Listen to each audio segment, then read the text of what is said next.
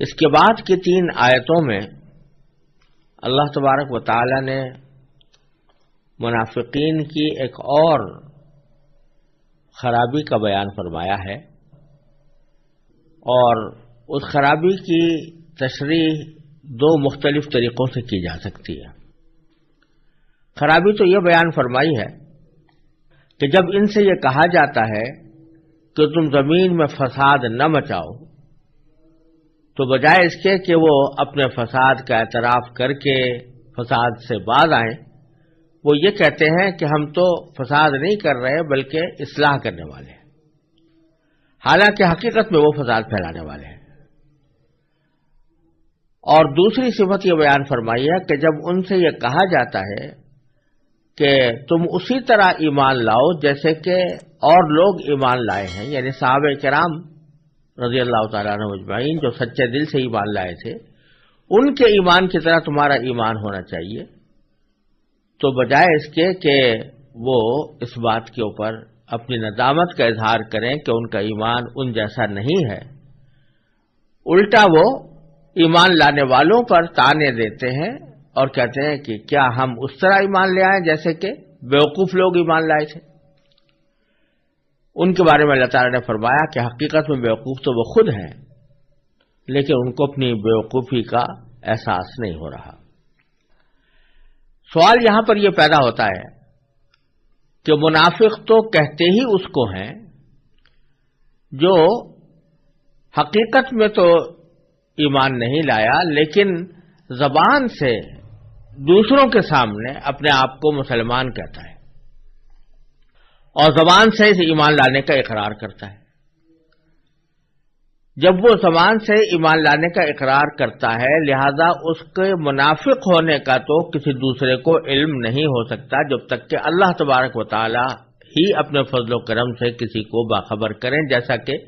رسول اللہ صلی اللہ علیہ وسلم کو اللہ تعالیٰ نے متعدد مواقع پر منافقین کے بارے میں خبر عطا فرمائی۔ لیکن عام حالات میں جو مسلمانوں کے سامنے تو وہ مسلمان ہی سمجھے جاتے تھے، مسلمانوں ہی کی طرح رہتے تھے، مسلمانوں ہی کی طرح باتیں کرتے تھے۔ تو سوال یہ پیدا ہوتا ہے کہ یہ جو قرآن کریم نے فرمایا کہ ان سے کہا جاتا ہے کہ تم فساد نہ مچاؤ، تو ہم اس کے جواب میں وہ کہتے ہیں کہ ہم فساد کی بجائے ہم تو اصلاح کرنے والے ہیں۔ تو یہ کیسے مسلمانوں نے ان کو یہ کہا کہ تم فساد نہ مچاؤ، جبکہ مسلمان تو بظاہر ان کو مسلمان ہی سمجھ رہے تھے، منافق نہیں سمجھ رہے تھے۔ تو اس کا ایک جواب تو یہ ہے کہ اگرچہ وہ ظاہری اعتبار سے مسلمان ہی سمجھے جاتے تھے، لیکن دوسرے جو سچے مسلمان تھے وہ ان کو مسلمان سمجھنے کے باوجود بعض اوقات ان کی کچھ حرکتوں پر تنبیہ کرتے ہوئے یہ کہتے تھے کہ بھئی یہ فساد کی باتیں ہیں، یہ فساد کی باتیں نہ کرو۔ مثلا یہ کہ انہوں نے اگر کسی کی بات ایک جگہ سے دوسری جگہ پہنچا دی، لگا دی، تو دوسرے مسلمان جو پکے اور سچے مسلمان تھے وہ اگرچہ ان کو مسلمان ہی سمجھتے تھے، لیکن ساتھ میں انہوں نے یہ سمجھا کہ یہ مسلمان ہونے کے باوجود ایک غلط طرز عمل پر کاربند ہے اور ان سے فساد میں پھیلے گا، لہذا وہ ان سے کہتے تھے کہ تم فساد نہ مچاؤ۔ تو جواب میں وہ بجائے اس کے کہ اپنی غلطی کا اعتراف کریں جیسے ایک سچے مومن کی شان ہوتی ہے، اس کے بجائے وہ اس کی اپنا دفاع کرتے ہوئے یہ کہتے تھے کہ ہم یہ فساد نہیں مچا رہے بلکہ اصلاح کر رہے ہیں۔ اور اگلی آیت میں جو فرمایا کہ جب ان سے یہ کہا جاتا ہے کہ دوسرے لوگوں کی طرح ایمان لاؤ، تو وہ کہتے ہیں کہ ہم بیوقوفوں کی طرح ایمان نہیں لاتے، یعنی وہ ایمان لانے والوں کو، سچے مومنوں کو بیوقوف قرار دیتے ہیں۔ تو یہاں پھر وہی سوال پیدا ہوتا ہے کہ اگر وہ منافق تھے تو منافق ہونے کی وجہ سے انہوں نے اپنے آپ کو تو مسلمان ظاہر کیا ہوا تھا اور وہ چاہتے یہی تھے کہ دوسرے لوگ ہمیں مسلمان سمجھیں اور ہمیں دوسرے مسلمانوں کی طرح ہی مسلمان سمجھیں، تو پھر وہ ایمان لانے والوں کو بیوقوف کیوں کہتے تھے؟ کیونکہ اگر سچے ایمان والوں کو بیوقوف کہیں تو اس سے تو ان کے نفاق سے پردہ اٹھ جاتا ہے، اس سے تو ہر سننے والے کو یہ سمجھ میں آ جائے گا کہ یہ منافق ہیں، کیونکہ اچھے اور سچے مسلمانوں کو بیوقوف قرار دے رہے ہیں۔ تو پھر وہ یہ کیوں کہتے تھے کہ ہم بیوقوفوں کی طرح ایمان نہیں لائیں گے؟ اس کا بھی ایک جواب تو یہ ہے کہ بعض مفسرین نے یہ فرمایا کہ در حقیقت سچے مسلمانوں کی بھی دو قسمیں تھیں۔ ایک سچے مسلمان تو وہ تھے جو ذرا با اثر تھے، ان کا زور چلتا تھا اور وہ بڑے صاحب منصب تھے، اور ایسے لوگ تھے کہ ان کے سامنے ان کو خوشامد کیے بغیر کوئی اور چارہ نہیں تھا ان کے ساتھ جب بھی گفتگو کرتے تو خوشامدانہ انداز اختیار کرتے تھے تاکہ ان کے نفاق پر پردہ پڑا رہے۔ لیکن کچھ مسلمان ایسے تھے جو ویسے تو سچے اور پکے مسلمان تھے، لیکن دنیاوی اعتبار سے وہ ذرا کم رتبہ تھے، یا ایسے قبیلے سے تعلق رکھتے تھے، یا دیہاتی تھے، یا ایسے حضرات تھے کہ جو زیادہ با اثر نہیں تھے، تو ان کے سامنے یہ بات کہتے تھے۔ یعنی وہ بیچارے جو دیہاتی قسم کے کم اثر رکھنے والے مسلمان جب ان سے یہ کہتے اگرچہ تم ایمان تو لائے ہو، لیکن تمہارے ایمان کے لانے کے بعد تمہارا جو مجموعی طرز عمل ہے وہ مجموعی طرز عمل ان جیسے مسلمانوں کا نہیں ہے جو حقیقت میں اسلام لائے ہیں اور جن کی زندگی کا ایک ایک کام وہ اس بات کی گواہی دیتا ہے کہ وہ سچے مسلمان ہیں، یعنی صحابہ کرام۔ تو تم بھی ویسے ایمان رکھو، ایمان زبان سے تو کہہ رہے ہو، لیکن اس ایمان کے کچھ تقاضے ہیں، اس کے اوپر عمل کرنے کا کوئی طریقہ ہے، وہ جس طرح اور لوگوں نے اختیار کیا ہے تو تم بھی ویسا ہی اختیار کرو۔ تو اس کے جواب میں وہ ان کے سامنے یہ کہہ دیتے تھے کہ ہم اس طرح ایمان لائیں جیسے بیوقوف لوگ ہیں، ان کو بیوقوف قرار دیتے تھے، کیونکہ ان کو ان لوگوں سے کوئی خطرہ نہیں تھا کہ اگر ان کے اوپر ہمارے نفاق کا کوئی پردہ اٹھ گیا یا نفاق ہم ان کے سامنے آ گیا تو یہ ہمیں کوئی خاص نقصان پہنچا سکیں گے، اس واسطے ان کے سامنے اس قسم کا جملہ کہہ گزرتے تھے۔ ایک توجیہ اس کی بعض مفسرین نے یہ کی ہے، اور حضرت حکیم علامت مولانا تھانوی رحمۃ اللہ علیہ نے بھی بیان القرآن میں اسی کا ذکر فرمایا ہے۔ لیکن ایک توجیہ بعض دوسرے مفسرین نے ان دونوں آیتوں کے بارے میں یہ کی ہے کہ اس سے مراد وہ منافقین نہیں ہیں جو حقیقت میں تو ایمان نہیں لائے تھے لیکن زبان سے مکمل مومن ہونے کا اعلان کرتے تھے، وہ منافق مراد نہیں ہے، بلکہ اس سے مراد وہ لوگ ہیں جو یہ چاہتے تھے، یا تو دل سے چاہتے تھے یا کم از کم ظاہر یہ کرتے تھے کہ ہم یہ چاہتے ہیں کہ مسلمانوں اور یہودیوں کے درمیان کوئی سمجھوتا ایسا ہو جائے کہ مسلمان یہودیوں کو بھی مومن سمجھ لیں اور ان کے موجودہ دین پر رہنے کے باوجود ان کو مسلمان سمجھ لیں،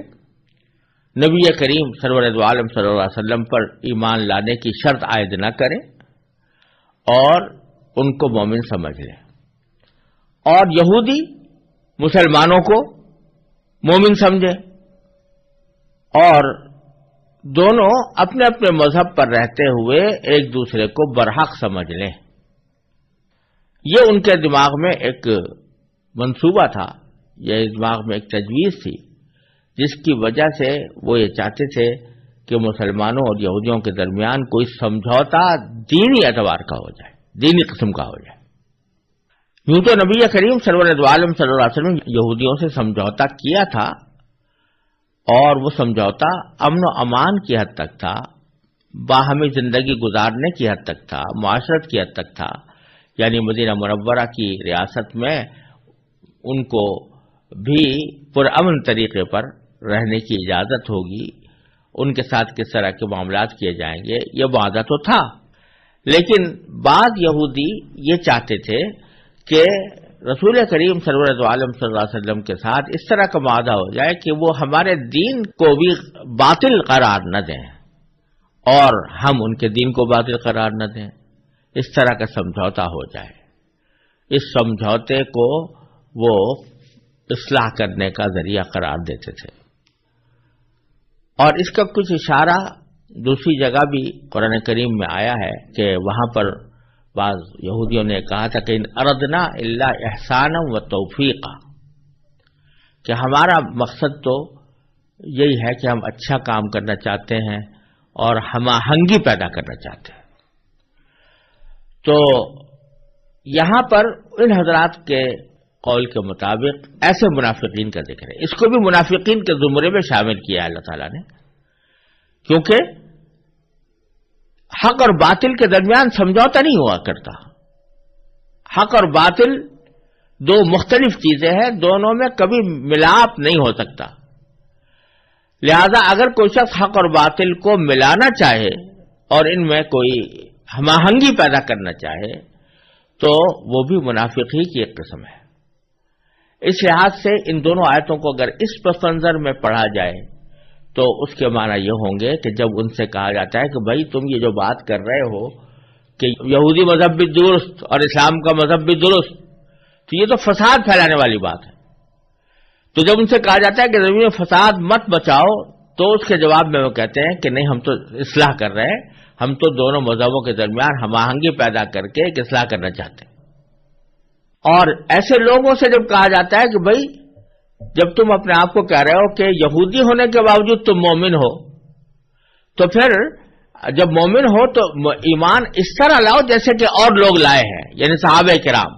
کہ اور سارے مذاہب سے، سارے ادیان سے، سارے عقیدوں سے دستبردار ہو کر وہ خالص اسلام کے اندر داخل ہو گئے، اس طرح تم بھی داخل ہو جاؤ۔ تو جواب میں وہ یہ کہتے تھے کہ کیا ہم اس طرح ایمان لائیں جیسے یہ بیوقوف لوگ لائے ہیں؟ یعنی وہ تو اپنے آپ کو بڑا مفکر اعظم سمجھتے تھے کہ ہم جو فلسفہ پیش کر رہے ہیں، ہم جو نظریہ پیش کر رہے ہیں وہ اصلاح والا نظریہ ہے،